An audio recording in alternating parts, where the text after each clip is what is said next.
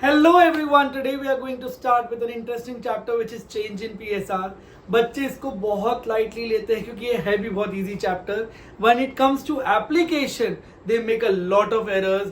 ये छोटा सा चैप्टर है, 3 से 4 मार्क का क्वेश्चन आता है, but people goof up on these topics and वो गलती कर देते हैं and they lose out on their marks. It is a very very easy simple topic. Change in PSR इसीलिए बच्चे छोड़ देते हैं क्योंकि एडमिशन रिटायरमेंट डेट डिसोल्यूशन में इतना फोकस हो जाता है दैट दे फील कि ये तो कोई चैप्टर है नहीं, इसकी जरूरत नहीं है. बट इसमें कुछ कॉन्सेप्ट है जो सिर्फ और सिर्फ प्रॉफिट शेयरिंग रेशियो चेंज होते वक्त या कोई भी आपको एडजस्टमेंट दिया होगा उस कॉन्सेप्ट पे बेस पे होता है. So that you need to understand. Let's start with the first topic of this chapter which is calculation of sacrificing ratio. Now what is sacrificing ratio? अगर 3 पार्टनर्स है A, B and C, if there are 3 partners sharing profit and loss in the ratio 3:2:1, and now they decide कि A, B, C will share the profit sharing ratio in 1:1:1, they're changing their profit share. So that is known as change in profit sharing ratio. अब for example मेरे पास 6 chocolates है. If there are 6 chocolates which is my profit, 6 chocolates are my profit assuming, तो A ले जाएगा 3 chocolate, B ले जाएगा 2 chocolate और C ले जाएगा 1 chocolate. Now if they change their profit sharing ratio और मेरे पास अभी भी 6 चॉकलेट एज प्रॉफिट है तो तीनों मिला के 2 चॉकलेट ले जाएंगे. A ले जाता था पहले 3 chocolate, 3 out of 6. Now he will take 2 chocolates which is 1 out of 3. So A is sacrificing certain part of the chocolate. That is known as sacrificing ratio. Sacrificing ratio निकाला कैसे आपने? Old ratio minus new ratio. So this becomes 9 minus 6 upon 18 which is equal to 3/18 which is equal to 1/6. वैसे अगर ये हुआ A का, वैसे अगर मैं B का कैलकुलेट करूं, B पहले 2/6 ऑफ द चॉकलेट लेके जाता था या प्रॉफिट लेके जाता था, अब वो 1/3 ऑफ द प्रॉफिट लेके जा रहा है, मतलब उसका सैक्रिफाइसिंग रेशियो आया 0. वो पहले भी 2 चॉकलेट ले रहा था, अभी भी वो 2 ही चॉकलेट ले रहा है, तो ना उसने गेन किया ना उसने सैक्रिफाइस किया. Now comes to C. C पहले 1/6 ऑफ द चॉकलेट लेके जाता था, अब वो 1/3 ऑफ द चॉकलेट लेके जाएगा, तो उसको 1/6 चॉकलेट एक्स्ट्रा मिला, 6 में से 1 चॉकलेट उसको एक्स्ट्रा मिल रहा है. अगर सैक्रिफाइसिंग रेशियो नेगेटिव में आता है इसका मतलब वो गेन कर रहा है और ये सैक्रिफाइस कर रहा है. तो एकदम आम भाषा में sacrificing ratio is old ratio minus new ratio. तीनों का आप शेयर से old ratio minus new ratio करोगे तो आपको सैक्रिफाइसिंग रेशियो मिलेगा. और अगर सैक्रिफाइसिंग रेशियो नेगेटिव में आया इसका मतलब वो पार्टनर गेन कर गया है. तो A ने सैक्रिफाइस किया और C ने गेन किया. Let's do certain question out of it. A, B, C are partners sharing profit and loss in the ratio of 5:4:1. Up to calculate new ratio, sacrificing ratio and gaining ratio in each of the following cases. Case 1 है C acquires 1/5 share from A. अभी बहुत बच्चों को problem आती है calculation में. Now understand, of लिखा होगा तो मल्टीप्लाई करके माइनस करना है और फ्रॉम लिखा होगा तो डायरेक्ट माइनस करोगे तो आपको न्यू रेशियो मिल जाएगा. लॉजिक भी है, प्रैक्टिस करते करते आएगा, ध्यान से सुनना. A, B, C 3 पार्टनर है, sharing profit and loss in the ratio 5:4:1. Can I से A gives 1/5 from his share, ऐसे लिखा हुआ है. C acquires 1/5 फ्रॉम A, मतलब A gives 1/5 from his share. तो A का शेयर अगर पहले 5/10 था, उसमें से 1/5 उसने दे दिया, तो उसके पास 3/10 शेयर बचा. ये इसका न्यू रेशियो है. B का शेयर जो पहले था अभी भी वही रहेगा विच इज 4/10 क्योंकि ना B गेन कर रहा है ना सैक्रिफाइस कर रहा है. C का शेयर पहले था 1/10, A से उसने 1/5 लिया, A ने दिया तो C को मिला तो C में add. So this becomes 3/10. This becomes your new ratio. So the new ratio becomes 3:4:3. This becomes your new ratio. Sacrifice कौन कर रहा है? A sacrifice कर रहा है और C gain कर रहा है. A 3/10 sacrifice कर रहा है और C 3/10 gain, A 1/5 sacrifice कर रहा है और C 1/5 gain कर रहा है. Let's do case 2. तो फ्रॉम आया तो डायरेक्ट माइनस करने से आपको न्यू रेशियो मिल जाता है. A, B, C same question है, 5:4:1 के रेशियो में शेयर कर रहे थे. C acquires 1/5 share equally from A and B. तो C acquires 1/5 share ये 1/5 वो आधा और आधा ए और बी से लेता है। तो कहने से ए गिव्स 1/5 का आधा, मैंने से का उसको मतलब मल्टीप्लाई होगा, का मतलब मल्टीप्लाई, फ्रॉम मतलब से। तो 1/5 का हाफ, 1/5 हाफ ऑफ 1/5 ऑफ आया तो मल्टीप्लाई। तो ए गिव्स 1/10 टू सी। तो ए के पास बचा कितना, 5/10 था, 1/10 दे दिया तो ए के पास 4/10 बचा। दिस बिकम्स ए का शेयर। वैसे बी गिव्स 1/5 का हाफ, 1/5 का हाफ ए दे रहा है, 1/5 का हाफ बी दे रहा है। तो बी गिव्स 1/10 टू सी। तो बी के पास पहले था 4/10, उसमें से 1/10 उसने दे दिया, बचा 3/10, ये बी का नया शेयर। सी का पहले था 1/10, 1/10 उसने ए से लिया, 1/10 उसने बी से लिया, तो टोटल सी के पास 3/10 आया। New ratio becomes 4:3:3।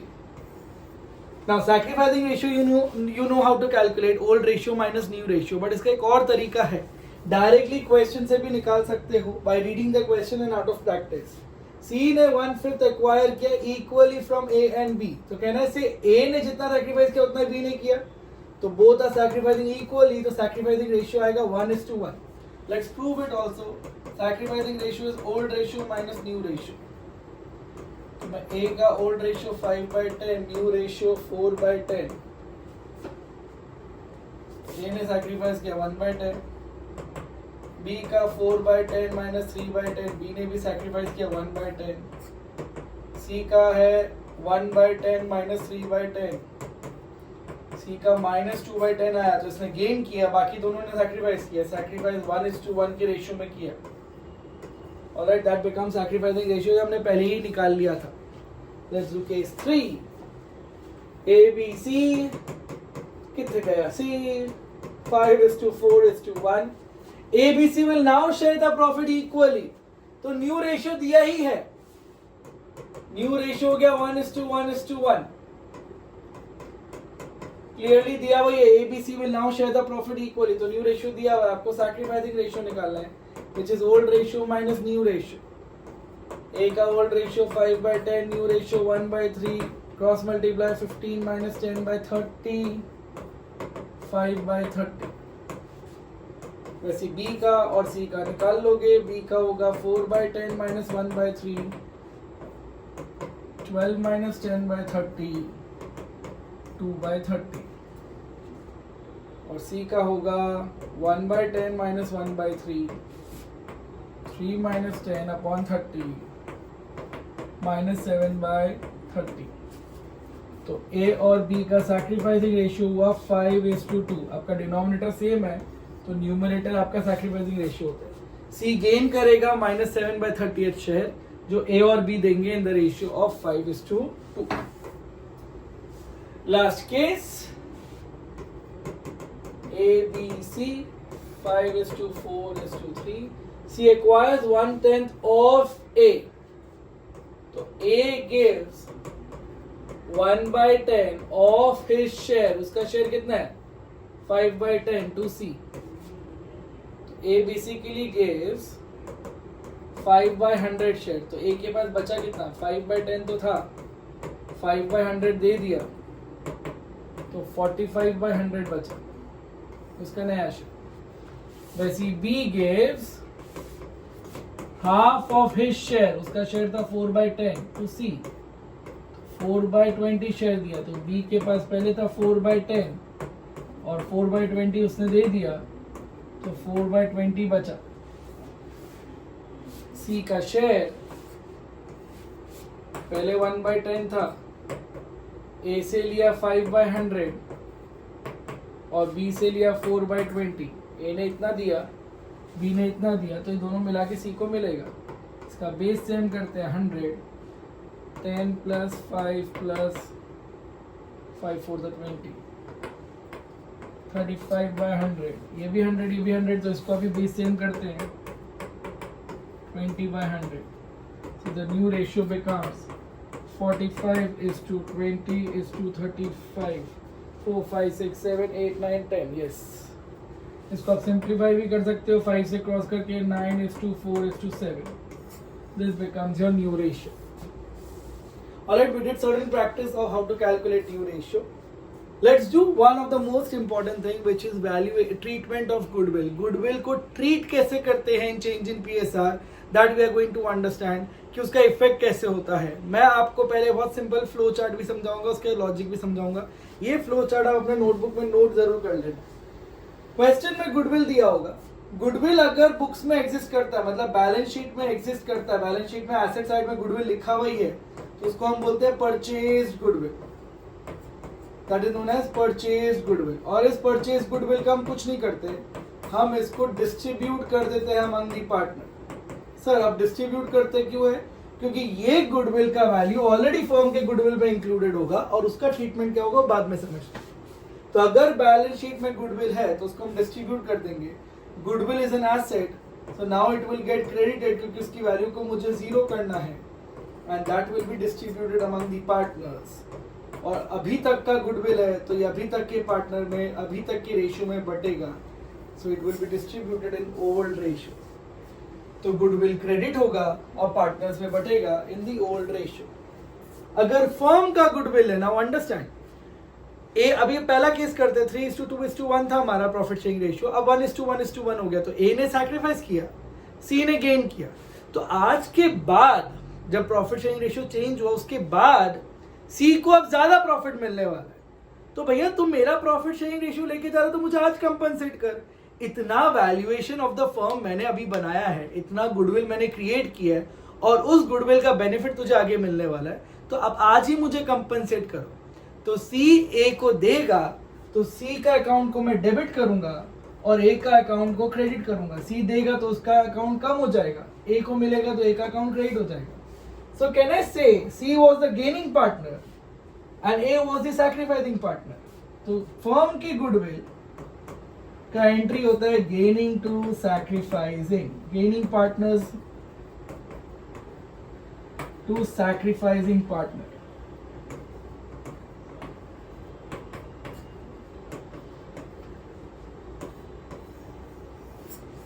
तो अगर बैलेंस शीट में गुडविल होता है उसको हमेशा डिस्ट्रीब्यूट करते हैं ओल्ड रेशियो में, और फर्म का गुडविल हम गेनिंग टू सैक्रिफाइसिंग करते हैं in the sacrificing ratio. Now let's understand with the help of an example. A B C 3:2:1 के रेशियो में था, 1:1:1 हो गया था. इफ यू रिमेंबर, ए ने सैक्रिफाइस किया 1/6 चॉकलेट, सी ने गेन किया था 1/6 चॉकलेट. अगर मैं बोलूं फर्म का गुडविल उस पर्टिकुलर दिन में 60,000 है, तो इस 60,000 का 1/10 ए ने सैक्रिफाइस किया और इस 60,000 का 1/10 ए सी ने गेन किया. तो एंट्री होगी gaining to sacrificing, C's capital to A's capital. ये तो आपको समझ आ गया. गेनिंग पार्टनर डेबिट में आएगा, सैक्रिफाइसिंग पार्टनर क्रेडिट में आएगा. सी ने गेन कितना किया 1/6 ऑफ 60,000, सी ने 10,000 गेन किया और ए ने 10,000 सैक्रिफाइस किया. So 10,000 will be the calculation. All right. If you want to note this flow chart, you can note it down. You can take a screenshot. Anything. Let's do one question.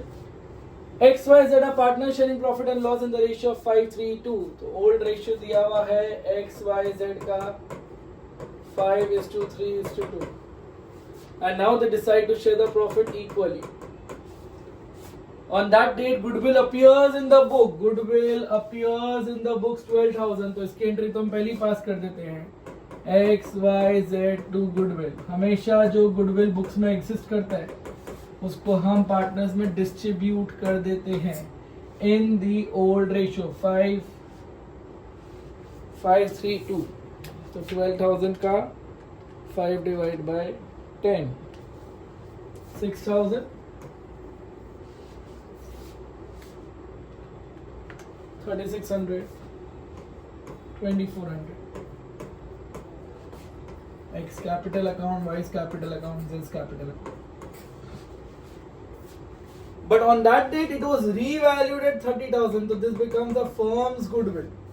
और firm goodwill की entry के लिए मुझे sacrificing ratio निकालना पड़ेगा, which is old ratio minus new ratio. X, Y, Z का 5/10, 3/10, 2/10 minus 1/3, 1/3, 1/3, 15 minus 10/30, 9 minus 10/30, 6 minus 10/30, 5/10 इसने sacrifice किया, माइनस 1/10 इसने गेन किया, माइनस 4/10 इसने गेन किया। ऑलराइट, तो एंट्री होगी गेनिंग टू सैक्रिफाइसिंग। y और z गेन कर रहे हैं, सैक्रिफाइस x कर रहा है। एंट्री में तो कोई भी प्रॉब्लम नहीं होना चाहिए। Gaining partner to sacrificing partner. 30,000 का 5/10 ये गेन कर रहा है, तो 15,000 ये गेन कर रहा है। इस 15,000 को हम 1:4 में बांट देंगे। ऑलराइट, तो this becomes 3,000 and this becomes 12,000 because the sacrifice gaining ratio becomes 1:4. X gain sacrifice कर रहा है, y और z गेन कर रहे हैं। 1/10 of 30,000, 4/10 of 30,000, 5/10 of 30,000, उससे अमाउंट आ जाता है। Alright, that's the concept of goodwill. ये हम आगे वाले क्वेश्चंस में और हर चैप्टर में आप प्रैक्टिस भी करते आ रहे हो और करते भी रहेंगे हम, ठीक है। जिनका चेंज इन पीएसआर पहली बार है वो कॉन्सेप्ट आप समझ चुके हो। अगर बुक्स में गुडविल होता है उसको हम डिस्ट्रीब्यूट करके खत्म कर देते हैं। गुडविल हमेशा क्रेडिट होगा ही होगा because it is an asset, उसकी वैल्यू हम 0 कर रहे हैं and it is distributed among the partners in old ratio. और फिर जो फर्म की गुडविल होती है उसको हम सैक्रिफाइसिंग रेशियो में डिस्ट्रीब्यूट कर देते हैं by the passing the entry gaining to sacrificing. Alright, this is the main concept of change in PSR that you need to understand. Purchased goodwill, balance sheet में कुछ कुछ आइटम्स दिया होता है। इस आइटम का हम करते क्या है? ऑलराइट, सबसे पहले तो लॉजिक क्या है इसको करने का। ये अभी तक का प्रॉफिट या अभी तक का लॉस है। फॉर एग्जांपल, आज बैलेंस शीट मैंने बनाया, आज के दिन का प्रॉफिट, आज के दिन का लॉस, आज के दिन के रिजर्व्स, ये अभी तक के पार्टनर्स के हैं जो अभी तक के रेशियो में डिस्ट्रीब्यूट होना चाहिए। यस और नो? अगर मैंने 12,000 प्रॉफिट कमाया तो मैंने ओल्ड रेशियो में डिस्ट्रीब्यूट होगा ना, न्यू रेशियो में कैसे हो जाएगा? ये तो पास्ट प्रॉफिट है, तो पास्ट रेशियो में डिस्ट्रीब्यूट होना चाहिए। तो परचेज गुडविल बैलेंस शीट में दिया होता है, एडवर्टाइजमेंट सस्पेंस एसेट साइड में दिया होता है, it is an expense that needs to be written off. Profit and loss का डेबिट बैलेंस होगा। ये तीनों आइटम जो ऊपर लिखे हुए हैं ये एसेट साइड में होता है।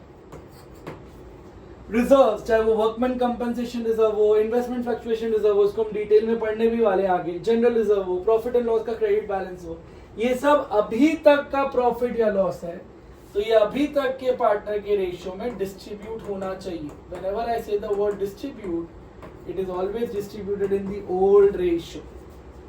Alright, I'll give you two examples only from the above. Goodwill का हमने कर लिया था, लेट्स टेक एडवर्टाइजमेंट सस्पेंस। ये डेबिट बैलेंस होता है, डिस्ट्रीब्यूट करते वक्त हम उसको क्रेडिट करेंगे और ये पार्टनर्स में डिस्ट्रीब्यूट होगा इन ओल्ड रेशियो, तो पार्टनर का अकाउंट डेबिट हो जाएगा। वैसे जनरल रिजर्व का लायबिलिटी क्रेडिट बैलेंस होता है, डिस्ट्रीब्यूट करते वक्त हम उसको डेबिट कर देंगे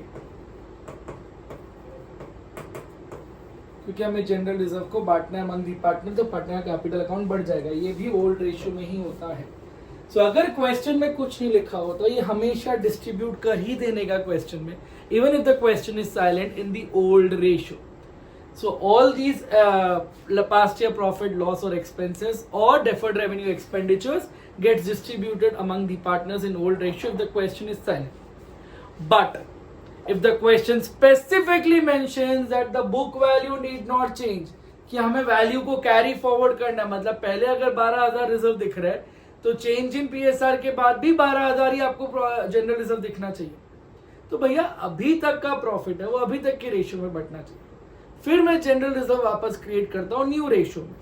तो इस केस में हम एक एडजस्टिंग एंट्री पास करते हैं जिसको मैं एडजस्टमेंट एंट्री भी बोलता हूं। एडजस्टमेंट एंट्री दो तरीके के होते हैं। एक होता है अगर किसी चीज का क्रेडिट बैलेंस है या उसका डेबिट बैलेंस है, वो हमें चेक करना पड़ेगा। Do we have a credit balance or a debit balance? If anything has a credit balance, then we pass an entry which is known as gaining to sacrificing. Gaining partner to sacrificing partner. Alright, we adjust among the partners only. Gaining to sacrificing. और अगर किसी चीज की debit balance है तो उसको हम entry पास करते हैं सैक्रिफाइसिंग टू गेनिंग, उल्टा एंट्री।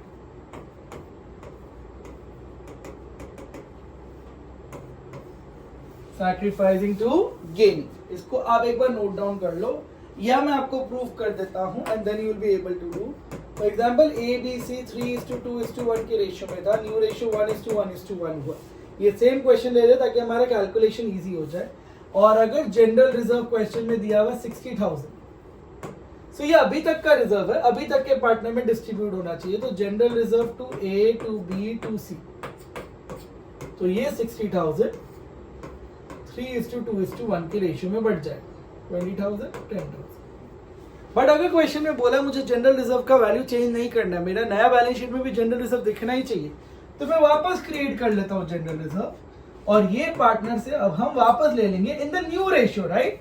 क्योंकि आगे जाके जनरल रिजर्व का बेनिफिट तो न्यू रेशियो पार्टनर को मिलेगा। 20,000 20,000 20,000। तो ये हम दो एंट्री पास करते हैं। इस दो एंट्री को पास नहीं करने के अलावा मैं एक एडजस्टिंग एंट्री पास करता हूं। General reserve debit, general reserve credit cancel हो जाता है।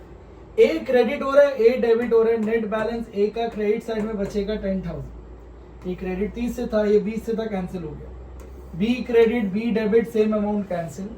सी क्रेडिट 10,000 से करना था पर डेबिट 20,000 से करना था, सी को हम नेट डेबिट कर देंगे 10,000, which is same as if you remember sacrificing ratio में हमने A sacrifice कर रहा था और C gain कर रहा था। 1/6 शेयर, अगर आप sacrificing ratio निकालोगे 1/6, तो 1/6 of 60,000 10,000 आया। Gaining partner to sacrificing partner entry हुआ, क्योंकि जनरल रिजर्व का क्रेडिट बैलेंस होता है और अगर किसी चीज की क्रेडिट बैलेंस होती है तो हमें एडजस्टमेंट एंट्री पास करते हैं, which is gaining to sacrifice. आपको इस प्रैक्टिकल एप्लीकेशन में नहीं जाना, आप रेड भी सकते हो।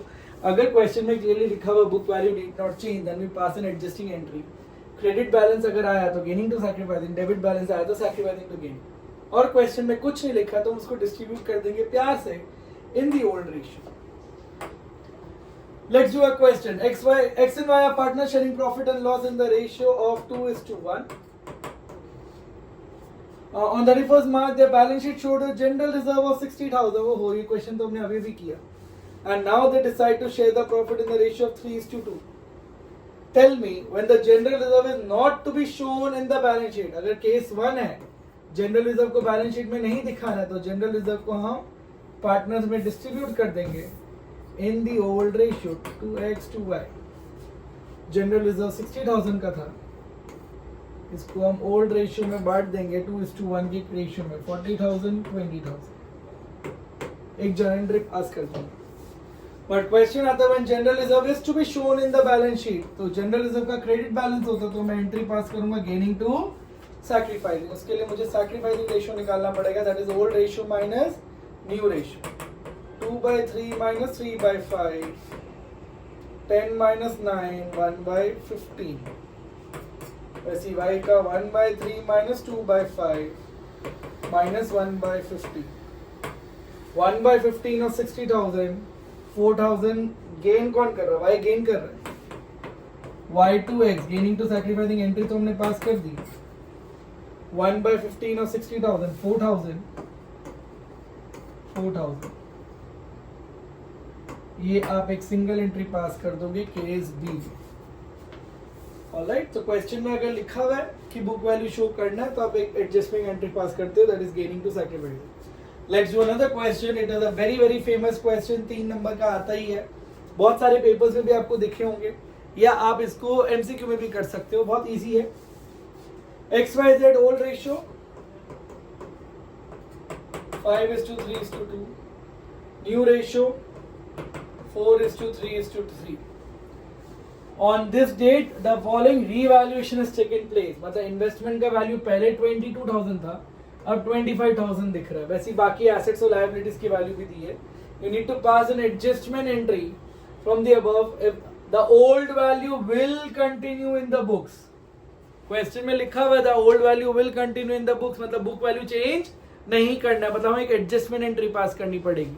तो देखते हैं क्रेडिट आ रहा है या डेबिट आ रहा है, और एक ही एंट्री पास करनी है, लिखा हुआ है pass adjustment entry, single entry.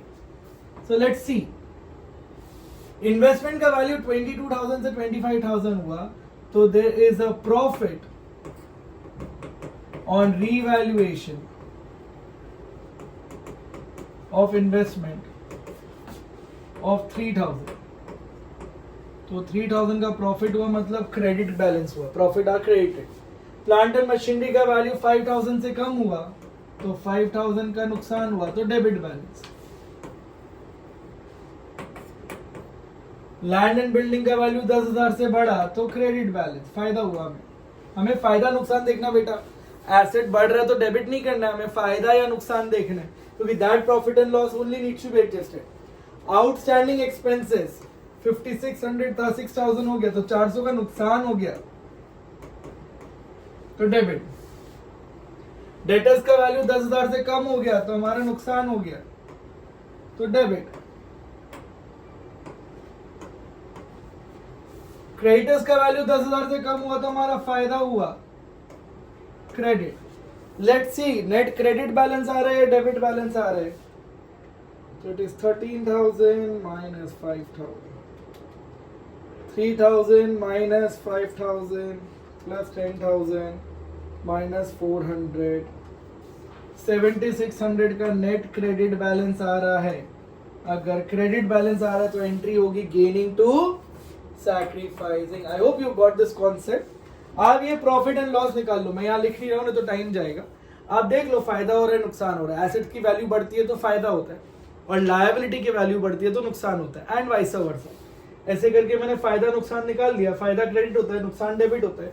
Net फायदा आया 7600 का, तो उसकी एंट्री होगी gaining to sacrificing. Let's check कौन सैक्रिफाइस कर रहा है कौन गेन कर रहा है, which is old ratio minus new ratio. X Y Z 5/10, 3/10, 2/10, 4/10, 3/10, 3/10, 1/10, 0 minus 1/10. Z is gaining, X is sacrificing. 1/10 of 7600, 760, 760. So Z's capital account to X capital account 760, 760 का एक जनरल एंट्री पास करना है। ये 3 नंबर का क्वेश्चन बनता है। सैक्रिफाइसिंग रेशियो निकालने का एक नंबर, जनरल एंट्री पास करने का एक नंबर और अमाउंट कैलकुलेशन का एक नंबर। Alright, that's the concept we have done of change in PSR. सिर्फ और सिर्फ भैया एक ही इंपॉर्टेंट कॉन्सेप्ट है, बाकी सब तो हर चैप्टर में सेम ही आ रहा है। एडमिशन, रिटायरमेंट, डेथ, जब आप आगे ये चैप्टर्स करोगे तो सेम ही कॉन्सेप्ट आएगा। सिर्फ एक यही कॉन्सेप्ट है जो चेंज इन पीएसआर में अलग है, कि अगर बुक वैल्यू चेंज नहीं करना होता है तो हमें एक एडजस्टमेंट एंट्री पास करनी होती है, which is gaining to sacrificing अगर क्रेडिट बैलेंस है, otherwise sacrificing to gaining debit balance है। इसके अलावा 2 रिजर्व्स हमारे सिलेबस में बहुत इंपॉर्टेंट है, which is workman compensation reserve, investment fluctuation reserve, और एक रीवैल्यूएशन अकाउंट का लॉन्ग फुल फ्लेज क्वेश्चन करेंगे और चैप्टर इतने में ही खत्म हो जाता है। That part will be covering in the next video. For now kindly remember the concept, make the notes and keep practicing. Pack up.